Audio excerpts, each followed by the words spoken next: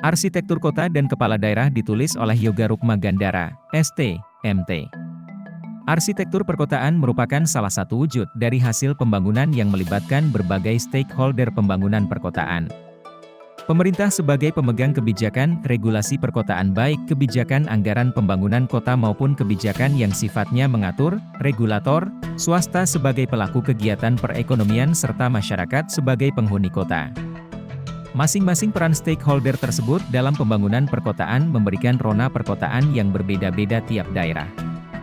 Rona perkotaan tersebut pada akhirnya menjadi salah satu pembentuk identitas wajah citra kota. Tulisan ini mencoba membahas peran kepala daerah sebagai pemimpin pemerintahan di daerah terhadap bentuk kota terutama wajah suatu kota. Teori mengenai pembentuk kota sudah banyak diutarakan oleh berbagai ahli perkotaan. Secara umum beberapa teori mengelompokkan dalam 3 kelompok teori pembentukan kota yaitu, teori figur ground, teori linkage dan teori place. Identitas wajah citra kota secara garis besar memang menjadi salah satu bagian dari teori place, sehingga sedikit banyak akan mengkaitkan identitas wajah citra kota dengan teori tersebut. Walaupun demikian tulisan ini akan lebih membahas lebih ke persepsi masyarakat secara umum sehingga mungkin tulisan tidak terlalu teoritis akademis. Masyarakat akhir-akhir ini cukup perhatian dengan wajah kota sejak beberapa gubernur, wali kota, bupati menjadikan wajah kota sebagai salah satu dagangan kepala daerah terhadap keberhasilan pembangunan yang dilaksanakan oleh kepala daerah tersebut. Sebut saja beberapa pimpinan daerah yang cukup berhasil mendagangkan hasil kerja pembangunan wajah kota antara lain, Ridwan Kamil, Bu Risma, Ahok dengan rekannya dan kepala daerah lainnya. Bahkan ada beberapa calon kepala daerah yang menggunakan pembangunan perkotaan sebagai jargonnya, misal dia ada jargon yang bunyinya kampung diurus kota ditata. Fenomena keberhasilan pembangunan wajah kota sekarang menjadi salah satu persepsi masyarakat bahwa kepala daerah sangat menentukan wajah kota, padahal kita tahu bahwa mempercantik wajah kota hanya sebagian kecil tugas kepala daerah, sebagian besar tugas kepala daerah adalah mensejahterakan masyarakatnya. Popularitas kepala daerah menjadi terangkat ketika berhasil mempercantik wajah kota, apalagi elemen pembentuk kota yang dibangun menyangkut kepentingan umum, misalnya ruang terbuka publik berupa taman-taman aktif seperti di kota Bandung dan Surabaya. Ada hal yang menarik mengenai background kepala daerah pada era sekarang ini. Kalau dulu background kepala daerah lebih didominasi oleh birokrat yang berasal dari TNI atau administratur pemerintah, zaman Orde Baru, pada era sekarang berbagai jenis background kepala daerah hasil pemilihan langsung. Ada praktisi, akademisi, bisnisman, pedagang, maupun birokrat dengan latar belakang pendidikan yang berbagai macam juga. Ada arsitek, Ridwan Kamil, Bu Risma, ahli perencana wilayah, sarjana ekonomi, dan berbagai latar belakang pendidikan lainnya. Berbagai macam background kepala daerah tersebut sangat mempengaruhi perkembangan wajah kota, baik dari aspek perencanaan, desain, penganggaran, pelaksanaan. Seorang arsitek akan sangat memperhatikan mulai dari desain sampai ke detail-detail menyangkut perencanaan elemen pembentuk kota. Seorang bisnisman akan mencari berbagai macam alternatif pembiayaan, penganggaran pembangunan elemen pembentuk kota, seperti DKI yang membangun RTPA tanpa APBD, atau lain-lain. Background kepala daerah akan berperan sesuai dengan background dia.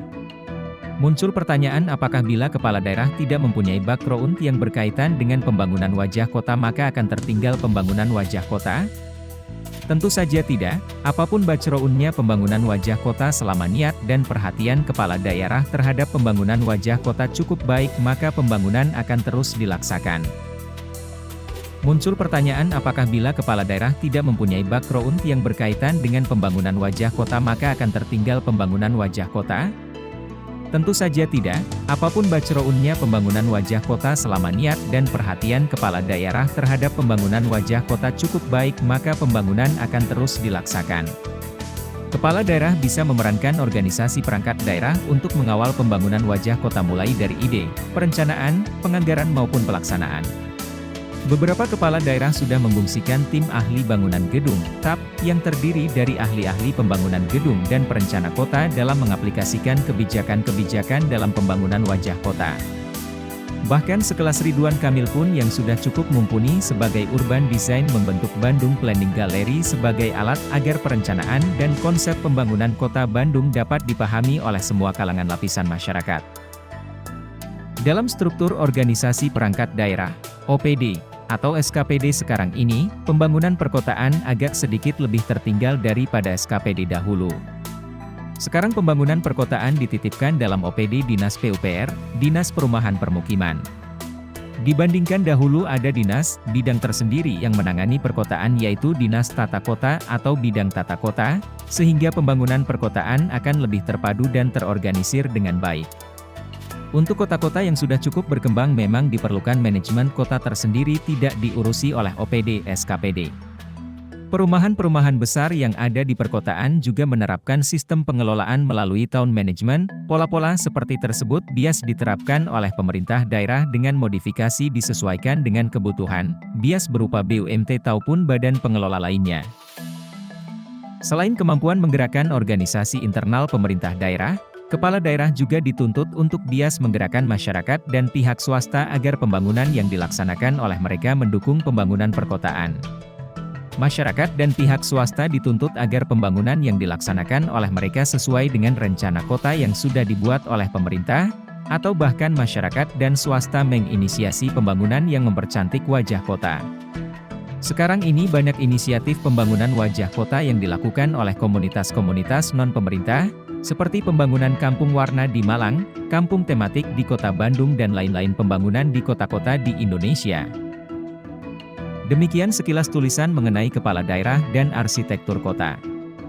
Mudah-mudahan pembangunan wajah kota menjadi isu yang diperjuangkan oleh calon kepala daerah yang akan bertarung dalam pilkada, yang tentunya ketika kepala daerah tersebut menang bisa diwujudkan melalui program nyata.